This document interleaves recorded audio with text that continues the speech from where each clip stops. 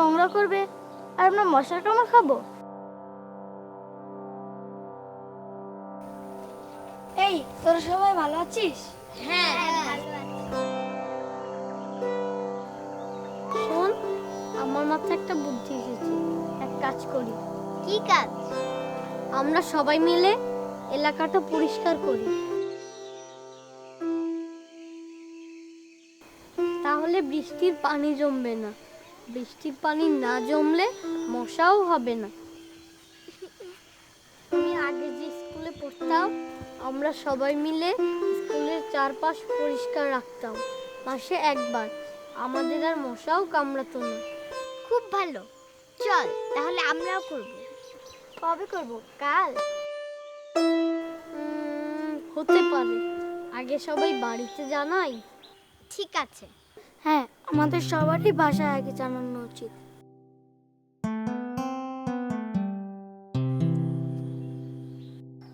এই এলাকা পরিচ্ছন্ন রাখার দায়িত্ব তাই আমাদের। ছাদের টবে বা পরিত্যক্ত কোনো পাত্রে পানি জমতে দিবেন না। নোংরা আবর্জনা নির্ধারিত জায়গায় ফেলুন। নোংরা আবর্জনা নির্ধারিত জায়গায় ফেলুন। মশার জন্ম বিস্তার রোধ করুন। মশাবাহিত রোগ থেকে বাঁচুন।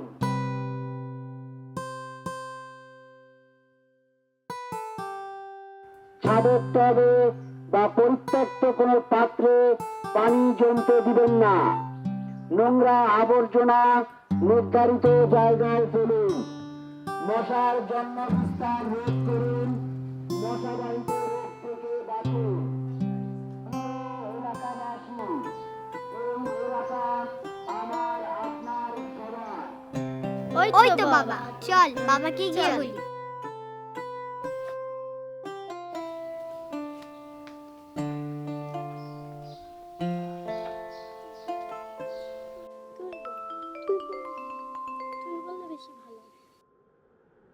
বাবা,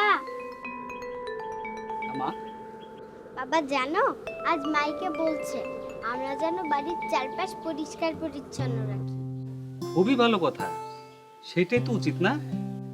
কিন্তু কেউ তো কথা শুনছে না বাবা, যার যেখানে ইচ্ছা ময়লা ফেলছে। কিন্তু মা, সবাই তো একরকমের না, কি করা যাবে বলো? বাবা, আমরা বন্ধুরা মিলে ঠিক করেছি আমাদের পাড়া আমরাই পরিষ্কার করব। মানে? আমাদের বাড়ির চারপাশে জমে থাকা ময়লা আমরা পরিষ্কার করব। ওইখানে যাতে মশা না জন্মায়। ওইখানে মশা জন্মালে তো আমাদেরই কামড়াবে, তাই না বাবা? হ্যাঁ, তা কখন করবে মা? কাল সকালে। মা, তাহলে আমিও কাজটা তোমাদের সাথে করতে চাই। নেবে আমাকে? ঠিক আছে, তাহলে তো খুব ভালো হবে বাবা, চল। কি মজা, বাবা আমাদের সাথে কাজ করবে। কি হলো ওদের? আমরা কাল সকালে এলাকার সমস্ত ময়লা আবর্জনা পরিষ্কার করব, যাতে মশা বাড়তে না পারে। জানো শিলা, আমি বাবা হিসেবে আমার মেয়ে দুটিকে নিয়ে খুবই গর্বিত। আচ্ছা ঠিক আছে, করো, এখন খেতে চলো। আচ্ছা যাও, আমি আসি।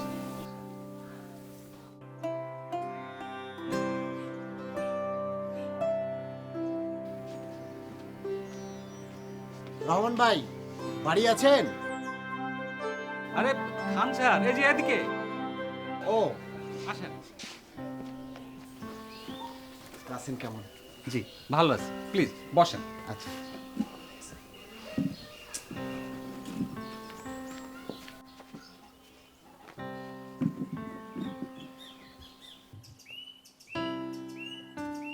স্কুল বন্ধ তো, ঘুমাতে ঘুমাতে একদম বোরিং হয়ে গেছে, এই জন্য বেড়াতে আসলাম। খুব ভালো কাজ করেছেন। রাস্তায় মাইকিং চলছে, এলাকা পরিষ্কার পরিচ্ছন্ন করবে। হ্যাঁ, আমিও মাইকিং শুনেছি। আমার মেয়ে দুইটা কাল ওদের বন্ধুদের নিয়ে এলাকার ময়লা আবর্জনা পরিষ্কারের কাজ করবে। আমিও ওদের সাথে যাচ্ছি। বাহ, খুব ভালো, তাহলে আমাকে সাথে নেন। চলে আসবেন। আচ্ছা চলেন চারটা খাই। আচ্ছা চলে। স্যার আমি তাহলে ফাতেমাকে টেবিলে খাবার দিতে বলি। হ্যাঁ বল।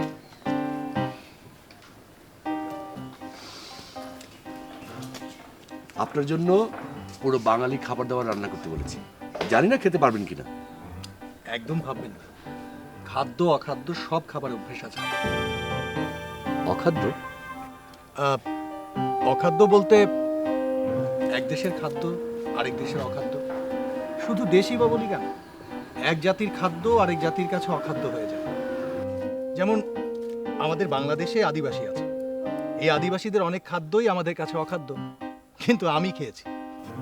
যেমন যেমন ইঁদুর।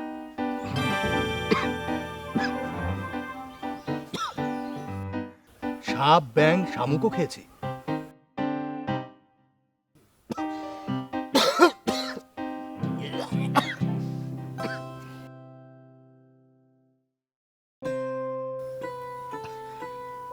দয়া করে আপনি একটু থামুন, আমি আর নিতে পারছি না।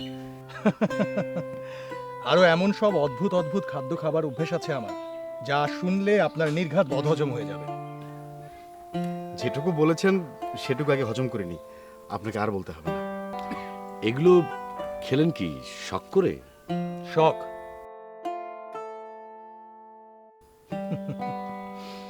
ঠেলায় পড়ে। ঠেলায় পড়লে বাঘেও নাকি ধান খায়, আমি তো কোন ছাড়। ইঁদুর খেয়েছিলাম আফ্রিকা এক আদিবাসীদের সাথে থাকার সময়। বছরের একটা সময় তাদের খাদ্যাভাব দেখা দেয়, আর ওই সময় আমিষের চাহিদা মেটানোর জন্য তারা বেশ কিছু ইঁদুর খাঁচাবন্দি করে রাখে। তারপরে চলে ইঁদুর ভোজ। সে কি ভোজ!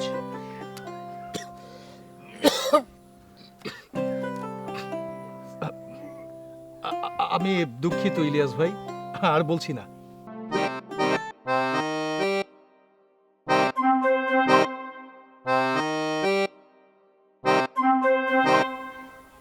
কি মামু, কি বুঝলে?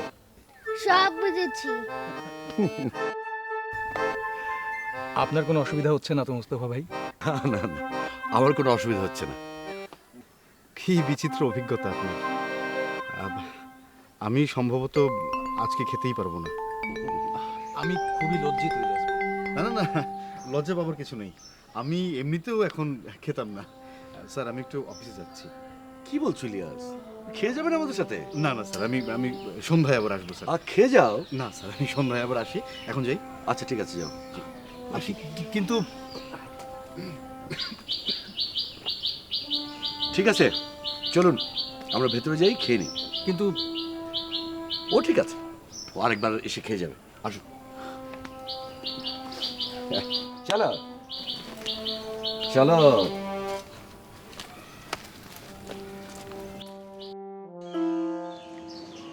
ওই যে অভয়নদ দেখছো না, ওই অভয়নদে একটা অদ্ভুত ধরনের মাছ আছে, 2 লেজ জ্বালা মাছ।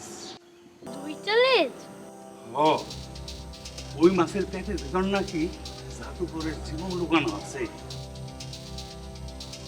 ওই মাছের গায়ে নাকি 7টা রঙও আছে। তুমি কখনো দেখেছো দাদু?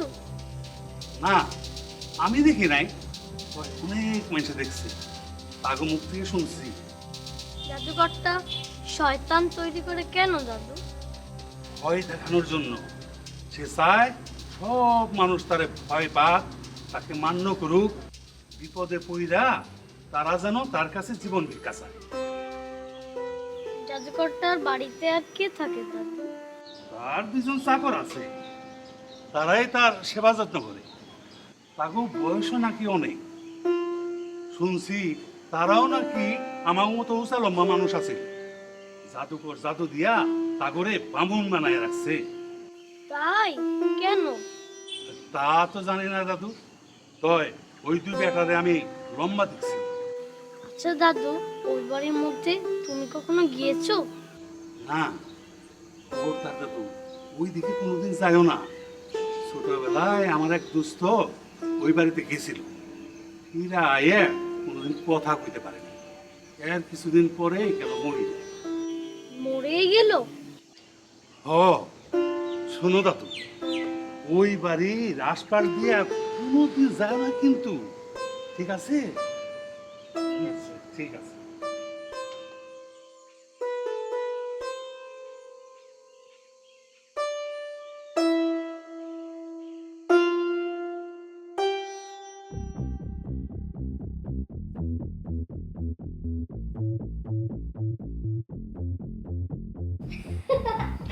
এটা তোমার পছন্দ হয়েছে? হ্যাঁ মামু, এটা দিয়ে কত দূরে দেখা যায়?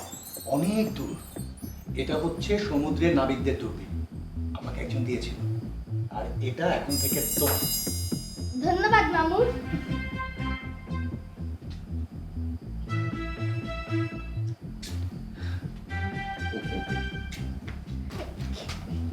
বাবা, হ্যাঁ দেখো দূরবীন মামু দিয়েছে। তাই? মামু দিয়েছে? যাও খেলা করো।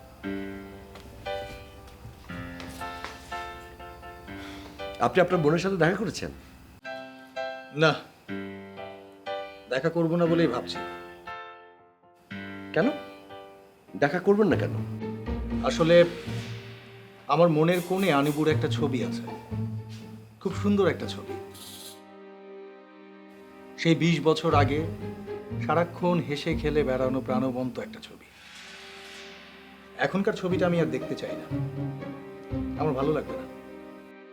ও আচ্ছা। তাই বলে কখনোই যে দেখবো না সেই শপথ আমি করিনি, মন চাইলে গিয়ে দেখে আসবো।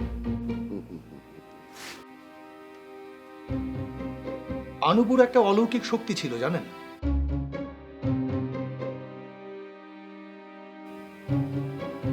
সেটা শুধু আমি জানতাম, কেবল আমিই জানতাম। আর ওই অলৌকিক শক্তিটাই আনুবুর জন্য কাল হয়েছিল। কিরকম? আনুবু ভবিষ্যৎ দেখতে পেত। হ্যাঁ, হঠাৎ হঠাৎ মুখে যা বলতো তা ঘটে যেত। প্রথম প্রথম কেউ এটা বিশ্বাস করতো না, কিন্তু একটা সময় আনুবুর কথা মতো অনেকগুলো দুর্ঘটনা ঘটে গেল, আর তারপর থেকেই পরিবারের সবাই তাকে অলক্ষী বলা শুরু করলো।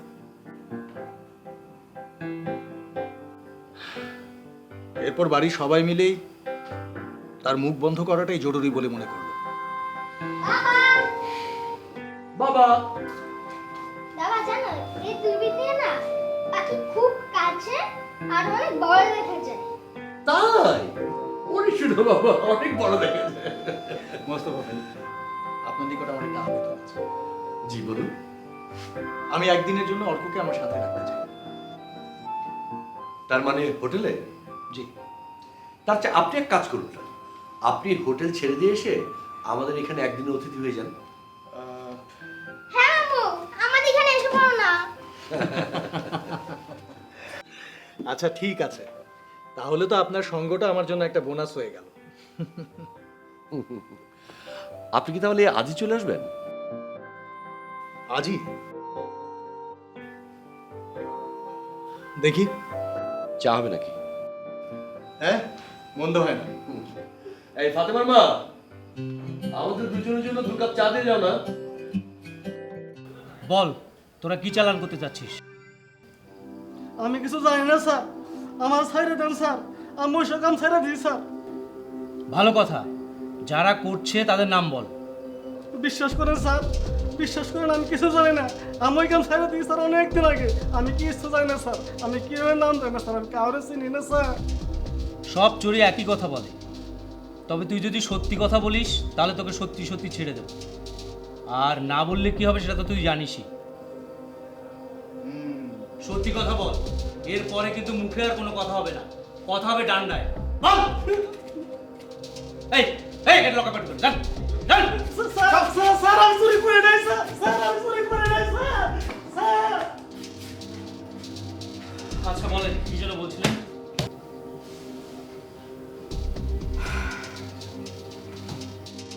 আমি স্যারের কাছ থেকে শুনেছি অর্ক প্রায় 1 কোটি টাকা সম্পত্তির মালিক। অর্কের মায়ের উত্তরাধিকার সূত্রেও পেয়েছে। আমার কাছে কি মনে হয় জানেন, ওই লোকটা অর্কর এই সম্পত্তির ভাগ নিতে এখানে এসেছে। কিন্তু স্যার ওনাকে কেন এত প্রশ্রয় দিচ্ছেন? পলাশ সাহেব, স্যার তো খুব সরল মনের মানুষ।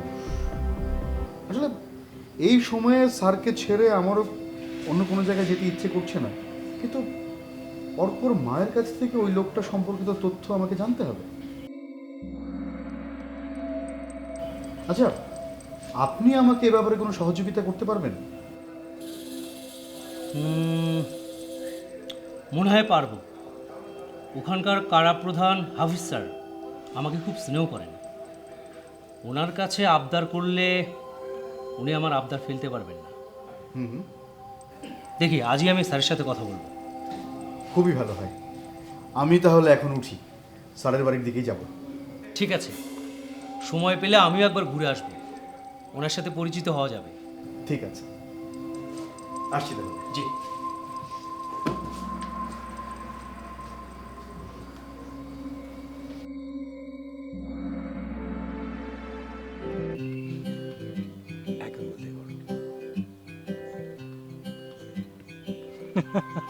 হয়ে যাবে। আচ্ছা অল্প, তোমার কি খেলতে ভালো লাগে, ফুটবল না ক্রিকেট? আমার খেলতে ভালো লাগে না। আরে তুমি তো পুরো আমার মতো, আমারও ছোটবেলায় খেলতে ভালো লাগতো না। আচ্ছা, তাহলে তোমার কি করতে ভালো লাগে? আমার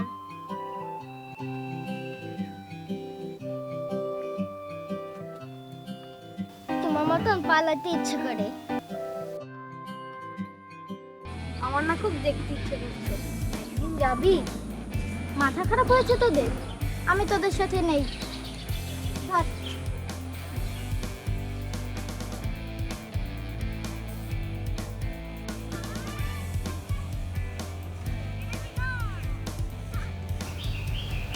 চল শেষ এখানে, চল।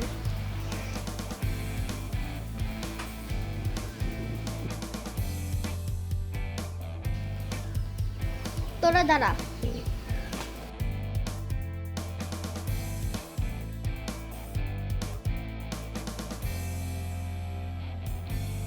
চল পালাই, চল।